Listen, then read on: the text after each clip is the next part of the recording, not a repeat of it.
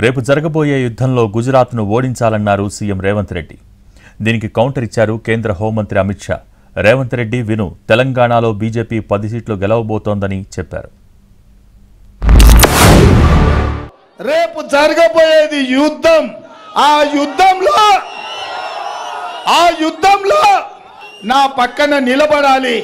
ఈ యుద్ధంలో గెలవాలి, గుజరాత్ను ఓడించాలి. అప్పుడే కాకతీయుల పౌరుషం మనం చూపించిన వాళ్ళమైతం. ఢిల్లీ సుల్తానులు వచ్చినా ఆనాడు కాకతీయ సామ్రాజ్యం తిప్పికొట్టింది, తిరగొట్టింది. ఢిల్లీ సుల్తాన్ల మీద గెలిచిన పౌరుషం ఈ కాకతీయ బిడ్డల్ది.